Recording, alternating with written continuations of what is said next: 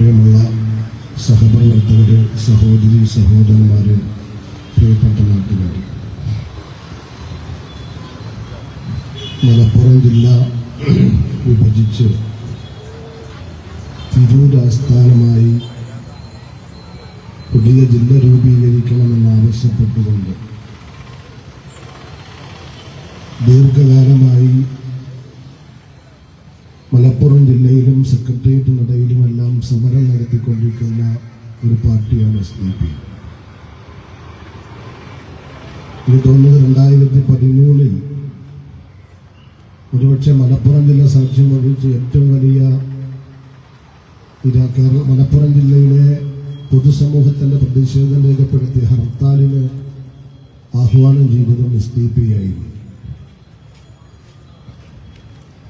ഇവിടെ ഇത്തരമൊരു ജനാധിപത്യപരമായ സ്വാഭാവികമായ ഒരു ആവശ്യം ഉന്നയിച്ചുകൊണ്ട് സമരം നടത്തുമ്പോൾ എന്തുകൊണ്ടാണ് ഭരണകൂടം മാറി മാറി ഭരിച്ചവർ ഇതിന് വിഘാത നിൽക്കുന്നത് എന്നതിനെ സംബന്ധിച്ച് വളരെ ഗൗരവത്തോടെ നാം ആലോചിക്കേണ്ടതുണ്ട്.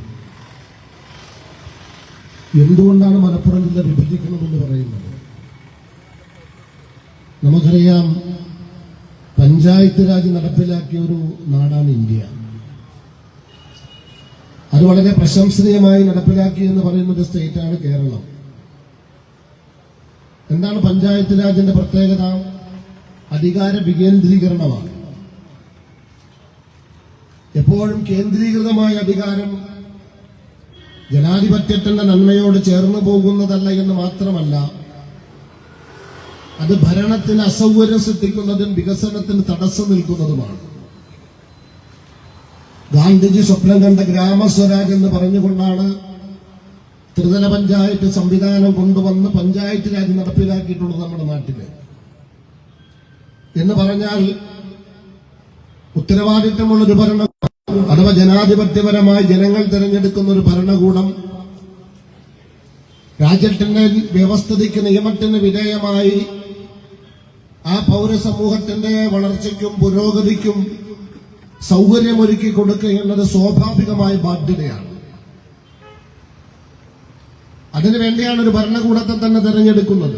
നമുക്കറിയാം, നമ്മുടെ നാട്ടിൽ ഭരണമാറ്റം വരുന്നത് എന്തുകൊണ്ടാണ് എന്ന് ചോദിച്ചാൽ, ഭരിക്കുന്നവർ ഉത്തരവാദിത്വം നിർവഹിക്കാതെ വരുമ്പോൾ ഉത്തരവാദിത്വം നിർവഹിക്കുമെന്ന പ്രതീക്ഷയോടെ മറ്റൊരു സംവിധാനത്തിൽ ജനങ്ങൾ അധികാരത്തിലെത്തുകയാണ്.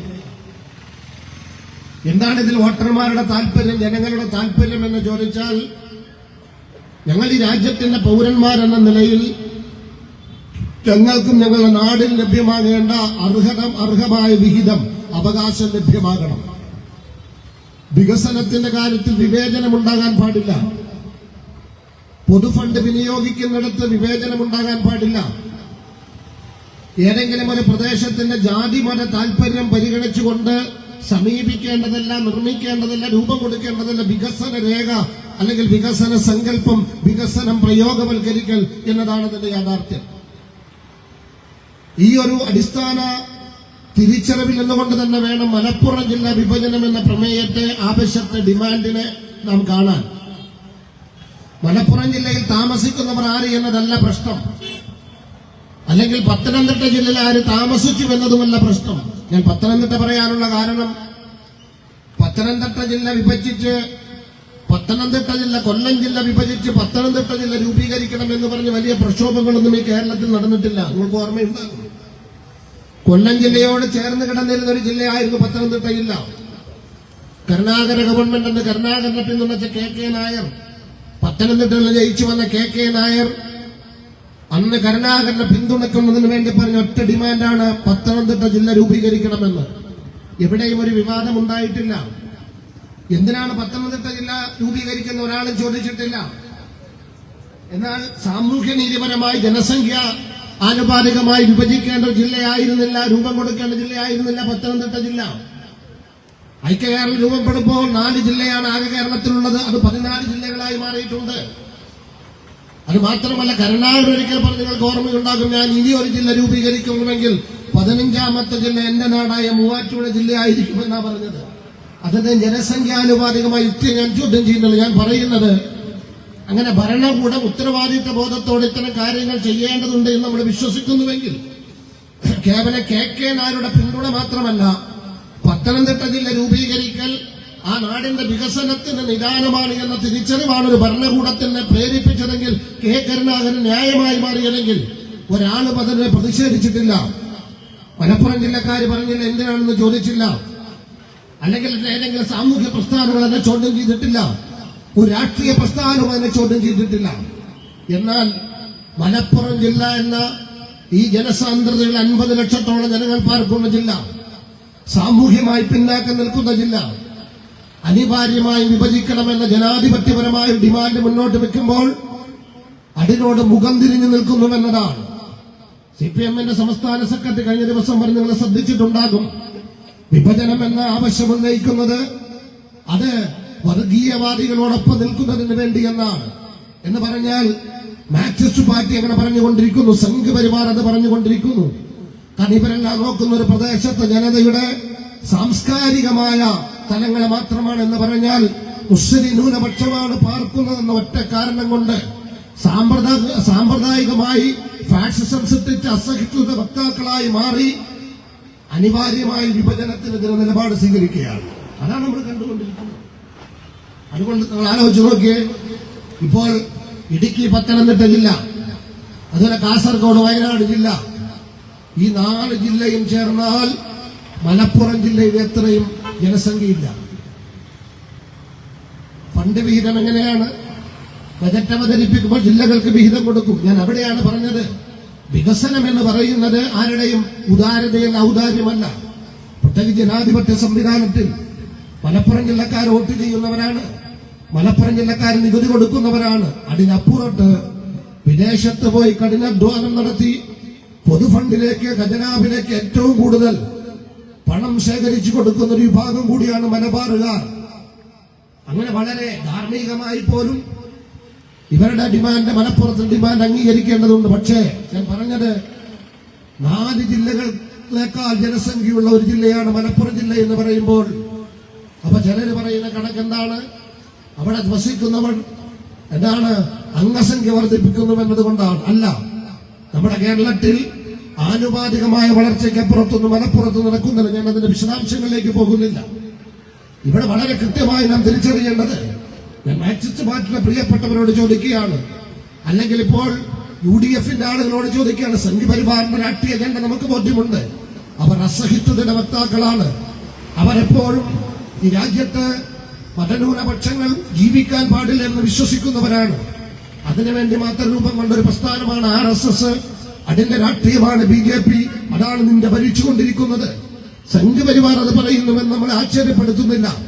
അതിൽ നമുക്ക് പ്രതിഷേധമില്ല. കാരണം മാനുഷിക ബോധമില്ലാത്ത, ജനാധിപത്യ മര്യാദയില്ലാത്ത, വംശഹത്യയിലും ഉന്മൂലനത്തിൽ മാത്രം വിശ്വസിക്കുന്ന ഫാഷിസത്തോട് പ്രതിഷേധിച്ചിട്ട് കാര്യമില്ല. ഇന്ത്യൻ ഗവൺമെന്റും അങ്ങനെ തന്നെയാണ്. ഞാൻ ചോദിക്കുന്നത്, ഈ കേരളത്തിൽ മലപ്പുറം ജില്ല പൊതുവായ കാര്യങ്ങളെ വിലയിരുത്തിക്കൊണ്ട് ഇവിടെ പരാമർശിച്ചല്ലോ സ്വാഗത പ്രഭാഷകൻ. എന്താ പറഞ്ഞത്? പള്ളിക്കൂടത്തിന്റെ കണക്കെടുക്കട്ടെ.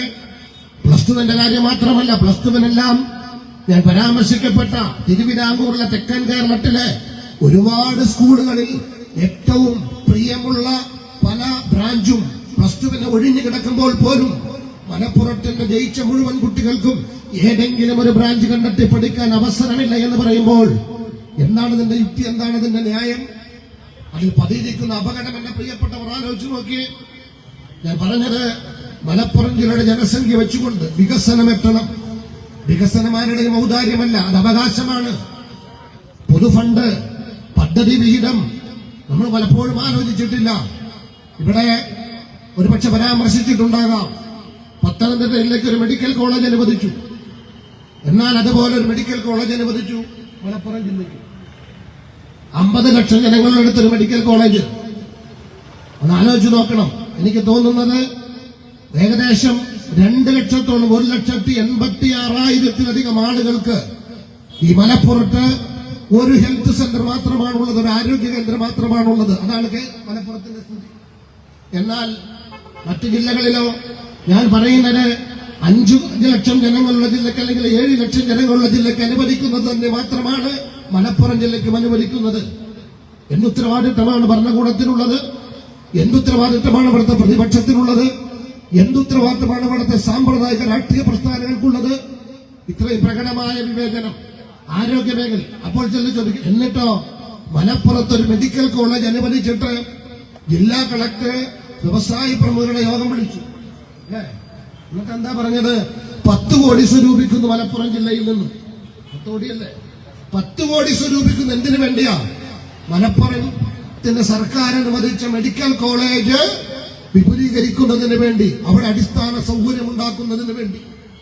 കേരളത്തിലെ ഏതെങ്കിലും ഒരു ജില്ലയിൽ, ഞാൻ വളരെ കൃത്യമായി ചോദിക്കുകയാണ്, ഏതെങ്കിലും ഒരു ജില്ലാ കളക്ടർ സർക്കാർ പ്രഖ്യാപിച്ച ഏതെങ്കിലും ഒരു പദ്ധതിക്ക് സഹായകരമായി വരാൻ, അതിന്റെ പൂർത്തീകരണത്തിന് ഇത്തരം ഒരു പിരിവ് നടത്തിയതായി കേരളത്തിന്റെ ചരിത്രത്തിൽ കാണാൻ നമുക്ക് സാധ്യമല്ല.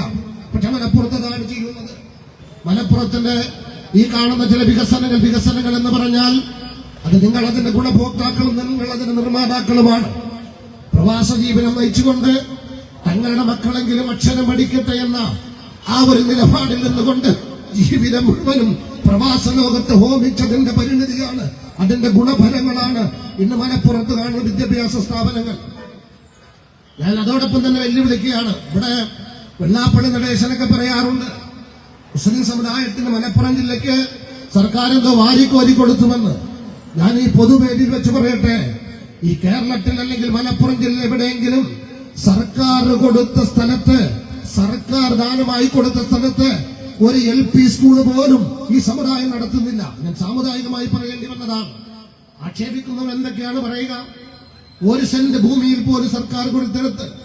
പിന്നെ കേരളത്തിൽ കാണുന്ന, മലപ്പുറം ജില്ല ഉൾപ്പെടെ കാണുന്ന മുസ്ലിം ഗവൺമെന്റ് സ്കൂളുകളുണ്ട്. എന്തായാലും ചരിത്രം, അതൊരു കാലത്ത് ദാനപ്രിയരായ, വഖഫ് ചെയ്യാൻ താല്പര്യമുള്ള തലമുറയ്ക്ക് വേണ്ടി സ്ഥലവും സമ്പത്തും കൊടുക്കുക മഹത്വമാണ് എന്ന് വിശ്വസിക്കുന്ന നമ്മുടെ പൂർവികർ പള്ളിക്കൂടം വരുന്നതിന് വേണ്ടി ദാനം ചെയ്ത സ്ഥലങ്ങളുണ്ട്.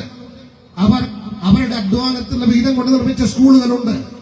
അത്തരം സ്കൂളുകൾ ഗവൺമെന്റ് ഏറ്റെടുത്തിട്ട് ആ മുസ്ലിം സ്കൂളിന്റെ പേരിനോടൊപ്പം ഗവൺമെന്റ് മുസ്ലിം സ്കൂൾ എന്ന് ചേർത്തതല്ലാതെ ഏതെങ്കിലും ഒരു മുസ്ലിം സ്കൂള് സർക്കാർ പണിത് തന്നതായി തെളിയിക്കാൻ ഒരു ഭരണകൂടത്തിനും സാധ്യമല്ല. കണ്ണട ചിരിട്ടാക്കുകയാണ് ഇവിടെ. അപ്പൊ ഞാൻ പറഞ്ഞത്, കേരളം ഇവിടുത്തെ ആരോഗ്യം സ്വകാര്യ ഹോസ്പിറ്റലിലേക്ക് പോകുകയാണ്. ഏറ്റവും കൂടുതൽ ചികിത്സാ ചെലവ് വേണ്ടി വരുന്ന ഒരു ജില്ലയാണ് മലപ്പുറം ജില്ല. കാരണം സർക്കാർ സംവിധാനമില്ല, സർക്കാർ സൗകര്യമൊരുക്കുന്നില്ല. അതോടൊപ്പം തന്നെ ജനങ്ങൾ അപകർഷണബോധത്തിലുമാണ്. ഞങ്ങളെങ്ങാനും ചോദിച്ചു പോയാൽ മലപ്പുറം ജില്ല വിഭജിക്കണമെന്ന് പറഞ്ഞാൽ വിഭജിച്ചാൽ നിങ്ങൾ ആലോചിച്ച് നോക്ക്. അവിടെയാണ് ഞാൻ പറഞ്ഞത്, ജനാധിപത്യപരമായി ഒരു ഭരണകൂടം നിർവഹിക്കേണ്ട സ്വാഭാവികമായ ഉത്തരവാദിത്തമാണ്, ധർമ്മമാണ്. ഭരണകൂടം ജനാധിപത്യത്തിൽ വിശ്വസിക്കുന്നുവെങ്കിൽ ഞങ്ങൾക്ക് അഭിമാനമുണ്ട്, ചാരിതാർത്ഥ്യമുണ്ട്. ഈ സമരത്തിന് തുടക്കം കുറിച്ചവർ സോഷ്യൽ ഡെമോക്രാറ്റുകളെന്ന ഈ പ്രസ്ഥാനത്തിന്റെ മലപ്പുറത്തിന്റെ ചുണക്കുട്ടികളാണ്. ഞാൻ അഭിമാനത്തോടെ അഭിവാദ്യം ചെയ്യുകയാണ്. പിന്നീട് പലരും ഏറ്റെടുത്തു. സമസ്ത കേരള ജംഇയ്യത്തുൽ പ്രമേയം അവതരിപ്പിച്ചു. സമസ്ത കേരള സുന്നി ജംഇയ്യത്തുൽ പ്രമേയം അവതരിപ്പിച്ചു. അങ്ങനെ മലപ്പുറം ജില്ല വിഭജിക്കുന്ന ജനാധിപത്യപരമായ, മാനുഷികമായ, സ്വാഭാവികമായ ഉത്തരവാദിത്തം ഭരണകൂടം നിർവഹിക്കേണ്ടതുണ്ട് എന്ന പൊതുവികാരം മലപ്പുറം ജില്ല രൂപപ്പെടുന്നു. നമുക്കതിൽ അപകർഷതാബോധം വേണ്ട. നിങ്ങൾക്കതിൽ അപകർഷതാബോധമുണ്ട് മലപ്പുറം ജില്ലക്കാർക്ക്. കാരണം നിങ്ങൾ ആരുടെയും ഔദാര്യമല്ല ചോദിക്കുന്നത്, അനാവശ്യമായി ഒന്നുമല്ല ചോദിക്കുന്നത്, അർഹതപ്പെട്ടതാണ് ചോദിക്കുന്നത്. ഞാൻ പറഞ്ഞല്ലോ, 50 ലക്ഷം ആളുകൾക്കും 7 ലക്ഷം ആളുകൾക്കും ഓരോ മെഡിക്കൽ കോളേജ്. നിങ്ങളൊന്ന് ആലോചിക്കും. ഇവിടെ ഇന്ത്യയുടെ മുസ്ലിം ലീഗ് പലപ്പോഴും പറയാറുണ്ട്, UDF ഗവൺമെന്റിൽ നിർണായകമായ എന്ന് പറഞ്ഞാൽ റവന്യൂ വരുമാനത്തിന്റെ 50% കൈകാര്യം ചെയ്യുന്ന വകുപ്പുകളാണ് നിങ്ങളുടെ കയ്യിലുള്ളത് എന്ന്. ഞാൻ രാഷ്ട്രീയമായി കേവലം ഒരു വിമർശനമല്ല.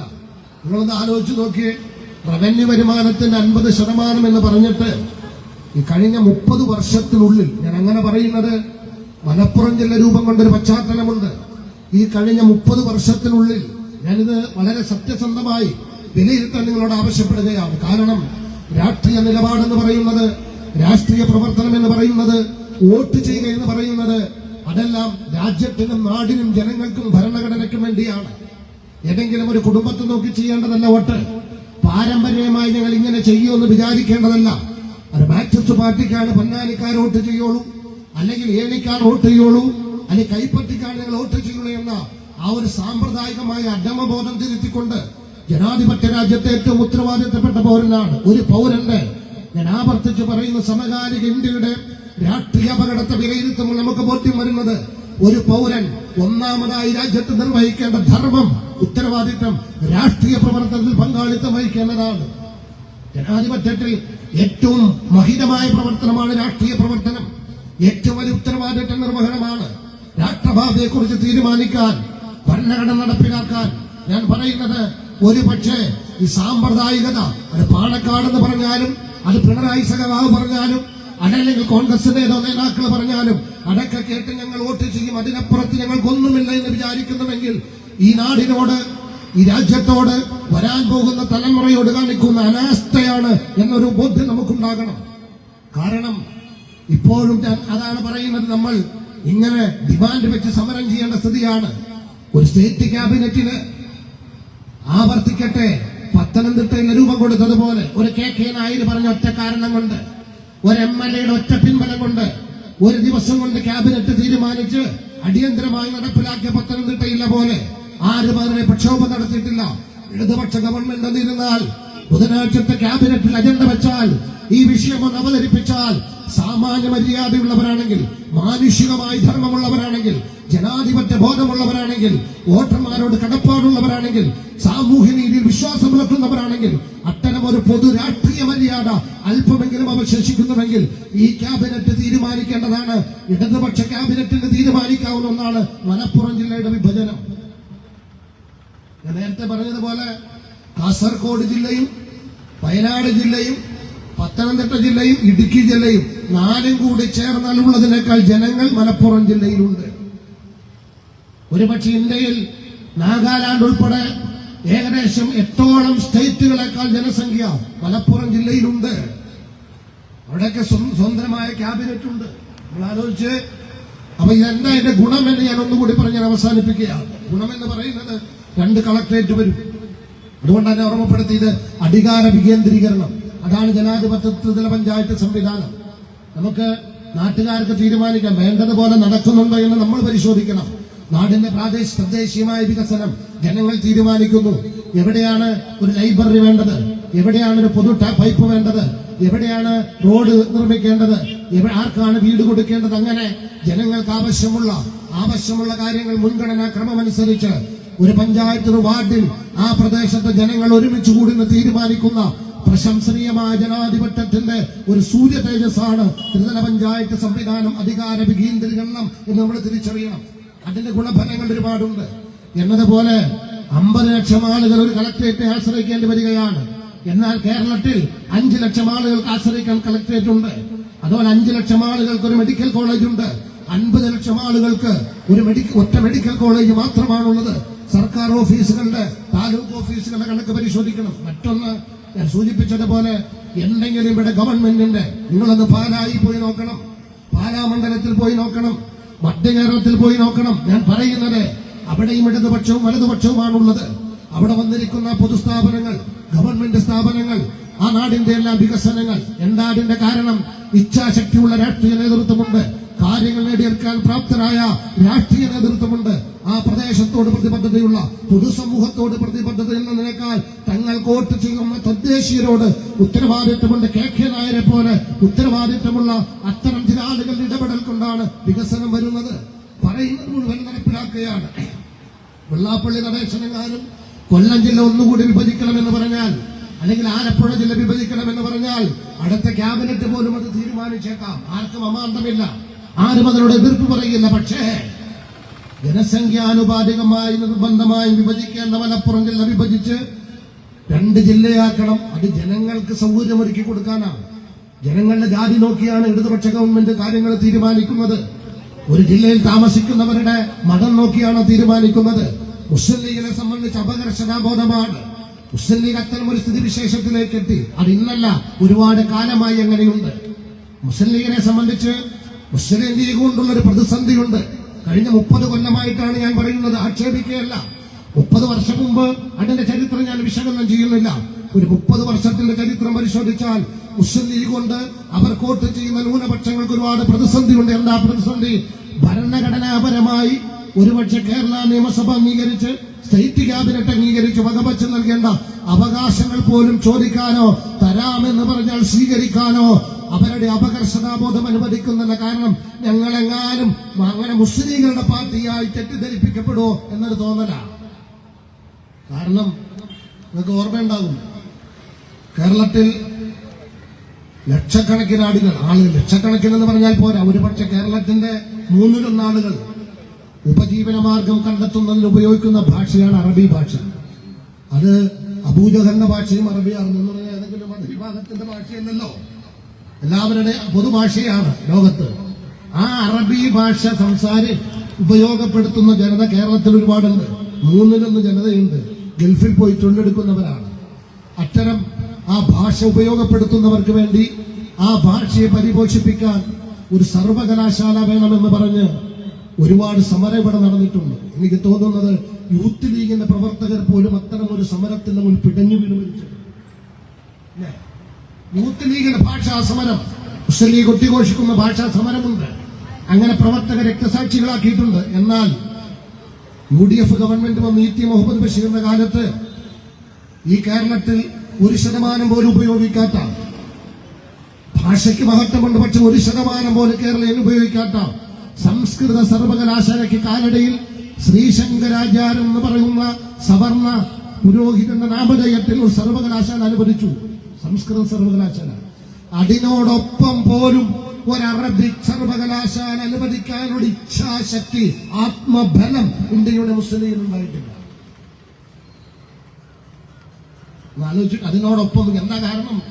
അറബി സർവകലാശാല അനുവദിച്ചവരുടെ ഇമേജിനെ ബാധിക്കും എന്നുള്ളതാണ്. അത് ലീഗിന്റെ സംസ്ഥാന അധ്യക്ഷൻ ഉൾപ്പെടെയുള്ളവർ സംഘപരിവാറിന്റെ അകത്തളത്തിലിരുത്തി പ്രശംസിച്ചുകൊണ്ട് ഇവിടെ ഇമേജ് ക്രിയേറ്റ് ചെയ്യാനുള്ള പരിശ്രമമാണ് നടത്തിക്കൊണ്ടിരിക്കുന്നത്.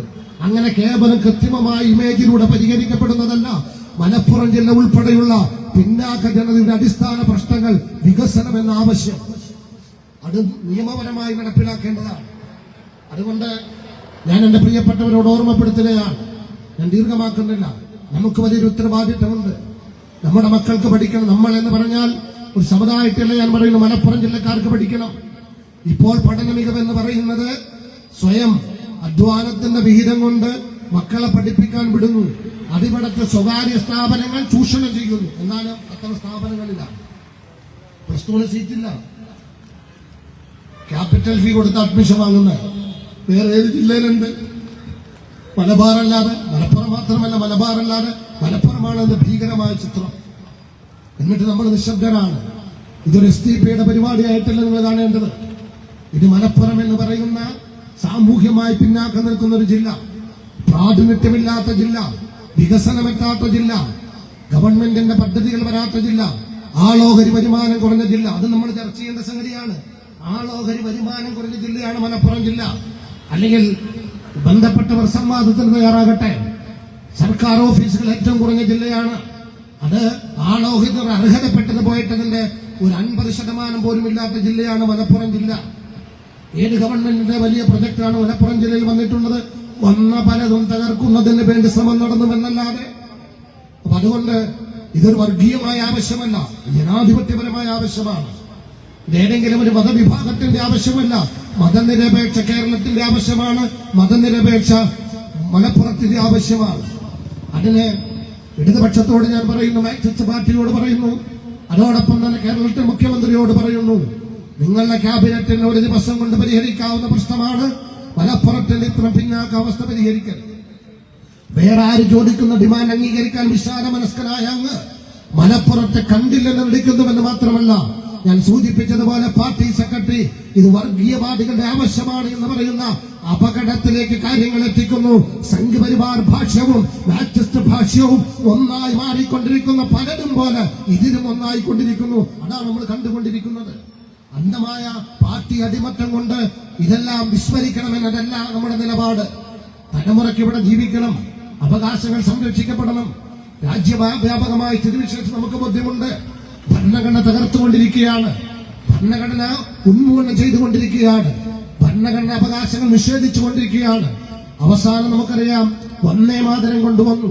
അത് രാജ്യത്തിന്റെ ഭരണഘടന മുന്നോട്ട് വെക്കുന്ന താല്പര്യത്തിന് വിരുദ്ധമാണ്. അത് നൽകുന്ന മതവിശ്വാസത്തിനെതിരാണ്. മൗലിക അവകാശങ്ങൾക്കെതിരാണ്. പക്ഷെ ഫാഷിസം, ഇന്ത്യൻ ബ്രാഹ്മണ്യം അത് നടപ്പിലാക്കാൻ ഇവിടെ ശ്രമങ്ങൾ നടത്തിക്കൊണ്ടിരിക്കുന്നു എന്ന് പറഞ്ഞാൽ ഈ രാജ്യത്തെ ഏതൊരു പൗരനും സ്വേച്ഛാനുസാരം മതം അവലംബിക്കാനും അനുവർത്തിക്കാനും പ്രചരിപ്പിക്കാനും അവകാശമുണ്ട് എന്ന് പറയുന്ന മനുഷ്യനിർമ്മിതമായ ഉദാത്തമായ ഒരു ഭരണഘടന, ഏറ്റവും മഹത്വമുള്ള മനുഷ്യനിർമ്മിത നിയമപുസ്തകങ്ങൾ ഒന്നാമത്തത് ജനാധിപത്യ ഇന്ത്യയുടെ ഭരണഘടനയാണ്. മഹാനായ ഭീംറാവ് ഡോക്ടർ ബി.ആർ. അംബേദ്കറുടെ മുഖ്യ കാർമ്മിക രൂപമുണ്ട മാനുഷികതയുടെ ഭരണഘടന. ആ ഭരണഘടന അനുസരിച്ച് ആ ഭരണഘടനയാണ് രാജ്യത്തെ കോർത്തിണക്കുന്നത്. ആ ഭരണഘടനയാണ് രാജ്യത്തെ നിലനിർത്തുന്നത്. ആ ഭരണഘടന ഒരു ജെന്റിൽമാൻ എഗ്രിമെന്റ് ആണ്. രാജ്യത്തെ മുസ്ലിങ്ങളും ക്രൈസ്തവരും ഹൈന്ദവരും പട്ടികജാതി പട്ടികവർഗവും മതമില്ലാത്തവരും ഉൾപ്പെടെ ജൈനനും ബുദ്ധനും പാർശ്യം ഉൾപ്പെടെ രാജ്യത്തിന്റെ മുഴുവൻ ആളുകളും അവനവന്റെ മതം അനുസരിച്ച് ജീവിക്കാൻ നിങ്ങൾക്ക് അവകാശമുണ്ട്. അതോടൊപ്പം ഈ രാജ്യത്തിന്റെ പൗരനെന്ന അഖണ്ഡത കാത്തു സൂക്ഷിക്കേണ്ടതുണ്ട്. ആ ഉത്തരവാദിത്തമുണ്ട് എന്നുള്ള ഒരു ബലിഷ്ഠമായ കരാറാണ് രാജ്യത്തിന്റെ ഭരണഘടന. ആ ഭരണഘടനയാണ് രാജ്യത്ത് നിലനിർത്തുന്നത്.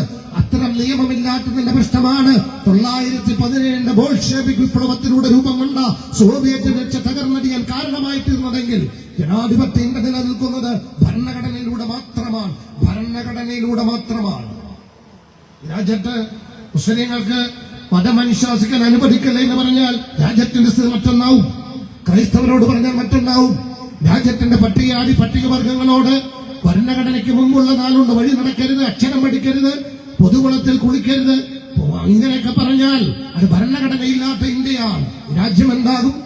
അതുകൊണ്ട് ഭരണഘടന എന്ന് പറയുന്ന ഒരു കരാറിലൂടെ ജനാധിപത്യ ഇന്ത്യ മുന്നോട്ട് പോവുകയാണ്. അതിന്റെ അടിസ്ഥാന മൂല്യങ്ങൾക്ക് ആത്മാവിന് വിരുദ്ധമായ നടപടിക്രമങ്ങളാണ് ഫാഷിസ്റ്റ് ഗവൺമെന്റ് ആവിഷ്കരിച്ചുകൊണ്ടിരിക്കുന്നത്. അത് തിരിച്ചറിയേണ്ട ബാധ്യത കൂടി നമുക്കുണ്ട്. അതുകൊണ്ട് ഈ സയൻസ് ഒന്നിൽ ഞാൻ ഓർമ്മപ്പെടുത്തുന്നു, രാഷ്ട്രീയ പ്രവർത്തനം വലിയ ഉത്തരവാദിത്വമുള്ളതാണ്. നമുക്ക് അത് ആലസ്യത്തോടെ കാണേണ്ടതല്ല, ആലോചനയില്ലാതെ നിർവഹിക്കേണ്ടതല്ല. രാജ്യമാകണം മുന്നിൽ കണ്ടത്. ഇത്രയും കാലം കോൺഗ്രസിനെ ജയിപ്പിച്ചു, ഇടതുപക്ഷത്തെ ജയിപ്പിച്ചു, അതോടൊപ്പം ലീഗിനെ ജയിപ്പിച്ചു. ഒന്ന് ആലോചിച്ചു നോക്കിയേ. ഒരു ഉദാഹരണം കൂടി പറഞ്ഞ് അവസാനിപ്പിക്കാം. മൻമോഹൻ സിംഗ് ഗവൺമെന്റ്, ഒന്നാം മൻമോഹൻ സിംഗ് ഗവൺമെന്റ് ഒരു കമ്മീഷൻ നിശ്ചയിച്ചു. എന്തായിരുന്നു ആ കമ്മീഷന്റെ താല്പര്യം? 50 കൊല്ലമായി കോൺഗ്രസിന് വോട്ട് ചെയ്യുന്ന, അല്ലെങ്കിൽ കേരളത്തിൽ ഇടതുപക്ഷത്തിനും UDF-നും മാറി മാറി വോട്ട് ചെയ്യുന്ന ഇന്ത്യയിലെ മുസ്ലിങ്ങളുണ്ട്. 50 കൊല്ലം. അന്നേരം രാഷ്ട്രീയ വികാരം എന്താണ്? രാഷ്ട്രീയം തിരിച്ചറിഞ്ഞിട്ടില്ല. കോൺഗ്രസിന്റെ ഭരിക്കുന്നു എന്ന വാർത്ത കേൾക്കുമ്പോൾ ആഹ്ലാദം ചവിട്ടുന്ന ബാല്യങ്ങളെല്ലാം നമുക്കുണ്ട്. രാഷ്ട്രീയം തിരിച്ചറിഞ്ഞിട്ടില്ല. അങ്ങനെ ഇന്ത്യയെ രക്ഷിക്കാൻ ഈ പ്രസ്ഥാനമാണ് അനന്തമായ വിചാരത്തിലൂടെ 50 കൊല്ലം ആലോചനയില്ലാതെ വോട്ട് ചെയ്ത ഇന്ത്യയിലെ മുസ്ലിം സമുദായമുണ്ട്. ആ സമുദായത്തിന്റെ സാമ്പത്തികവും സാമൂഹികവുമായ യാഥാർത്ഥ്യം ഒന്ന് പഠിച്ച് റിപ്പോർട്ട് നൽകണം. അതിന് പരിഹരിക്കാൻ പ്രായോഗികമായ നിർദ്ദേശമുണ്ടാകണമെന്ന് പറഞ്ഞ് ജസ്റ്റിസ് രജീന്ദ്ര സച്ചാർ നിശ്ചയിച്ചു. രജീന്ദ്ര സച്ചാർ പഠിച്ചു, കേരളത്തിൽ ഉൾപ്പെടെ വന്ന കാര്യങ്ങൾ പഠിച്ചു. പഠിച്ചിട്ട് മൻമോഹൻ സിംഗ് ഗവൺമെന്റ് റിപ്പോർട്ട് കൊടുത്തു. ആ റിപ്പോർട്ടിൽ പറഞ്ഞത് എന്താണെന്നറിയോ? 50 കൊല്ലം പൊന്നാനിക്കാര് CPM-നും അതോടൊപ്പം കേരളത്തിൽ മാറി മാറി LDF-നും UDF-നും ഇന്ത്യയിൽ പൊതുവെ കോൺഗ്രസിനും വോട്ട് ചെയ്ത മുസ്ലിം സമുദായത്തിന്റെ സ്ഥിതി പട്ടികജാതി പട്ടികവർഗത്തെക്കാൾ പിന്നാക്കമാണ് എന്നാണ് പാർലമെന്റിൽ വെച്ച ആ റിപ്പോർട്ട് പറഞ്ഞത്. തുടർന്ന് ഇങ്ങോട്ട് നോക്ക്, കലാപങ്ങളുടെ ഇന്ത്യയാണ്. എന്ത് നേടി? ഏതെങ്കിലും ഔദാര്യം എന്നതല്ല, ഭരണഘടനാപരമായി കിട്ടേണ്ടത് കിട്ടിയിട്ടില്ല. അനീതിയാണ് രാജ്യത്ത് നടന്നിട്ടുള്ളത്. എന്നിട്ടും അടിമത്തം പേറി ആലോചനയില്ലാതെ അത്തരം രാഷ്ട്രീയ താല്പര്യങ്ങളോടൊപ്പം സഞ്ചരിക്കുന്നുവെന്ന് പറഞ്ഞാൽ തലമുറയോട് കാണിക്കുന്ന അനീതിയാണ്. അതുകൊണ്ട് തലമുറയ്ക്ക് ഇവിടെ സ്വസ്ഥമായി ജീവിക്കാൻ, തലമുറയ്ക്ക് സമാധാനത്തോടെ ജീവിക്കാൻ ഭരണഘടന നിലനിൽക്കണം. അതിനുവേണ്ടിയുള്ള രാഷ്ട്രീയ സംവിധാനം രാജ്യത്ത് വളർത്തിക്കൊണ്ടുവരണം. ഇത്രയും നാളെയും രാഹുൽ ഗാന്ധി ഉൾപ്പെടെ പലരെയും ഏൽപ്പിച്ചു. അതിനുമുമ്പ് വേറെ ചിലരെ ഏൽപ്പിച്ചു. പിണറായിനെയും നായനാരെയും ഏൽപ്പിച്ചു. DS-നെ ഉൾപ്പെടെ ഏൽപ്പിച്ചു. കുഞ്ഞാലിക്കുട്ടിയെയും പാണക്കാട്ടെ തെങ്ങന്മാരെയും ഏൽപ്പിച്ചു. പക്ഷേ സാമൂഹ്യ സ്ഥിതിക്ക് മാറ്റമില്ല, സംഘർഷത്തിന് മാറ്റമില്ല. അവസാനം സംഘപരിവാറുമായി കോംപ്രമൈസ് ചെയ്ത് തൽക്കാലം അവരവരുടെ താല്പര്യം സംരക്ഷിക്കാമെന്നതിലേക്ക് സാമ്പ്രദായിക പാർട്ടികൾ പൊതുവെ എത്തിപ്പെട്ടുവെങ്കിൽ ഈ തലമുറ എങ്ങനെ ഇവിടെ ജീവിക്കും? സംഘർഷരഹിതമായ ഇന്ത്യക്ക് വേണ്ടി ഈ പ്രസ്ഥാനം മുന്നോട്ട് വെക്കുന്ന, രാജ്യവ്യാപകമായി ഈ പ്രസ്ഥാനം പറഞ്ഞുകൊണ്ടിരിക്കുന്ന സോഷ്യൽ ഡെമോക്രസി എന്ന സാമൂഹ്യനീതിയുടെ രാഷ്ട്രീയം, ആ സാമൂഹ്യനീതിയുടെ ഭാഗം കൂടിയാണ് ഈ രാജ്യ മലപ്പുറം വിഭജനം. അങ്ങനെ ജനസംഖ്യാനുപാതികമായി വികസനം എത്തിക്കേണ്ടത് ആ രാഷ്ട്രീയ ആശയത്തിന്റെ ഭാഗം കൂടിയാണ്. അതുകൊണ്ട് സമരസജ്ജരാകുന്ന നീതിക്ക് വേണ്ടി ഭരണഘടന സംരക്ഷിക്കൽ എന്ന ബാധ്യതയാണ്. അതിനെ ശക്തിപ്പെടുത്താൻ ഭരണഘടന സംരക്ഷിക്കാൻ പ്രാപ്തമായ ഒരു ജനാധിപത്യ രാഷ്ട്രീയ പ്രസ്ഥാനം വളർത്തിക്കൊണ്ടുവന്ന് മാനവികതയുടെയും മനുഷ്യത്വത്തിന്റെയും പാരസ്പര്യത്തിന്റെയും ഒരുമയുടെയും നിർഭയത്വത്തിന്റെയും ഒരു വലിയ രാഷ്ട്രീയ മതരാജ്യത്ത് വളർത്തിക്കൊണ്ടുവരണം. അങ്ങനെ 25 കൊല്ലം കഴിയുമ്പോഴെങ്കിലും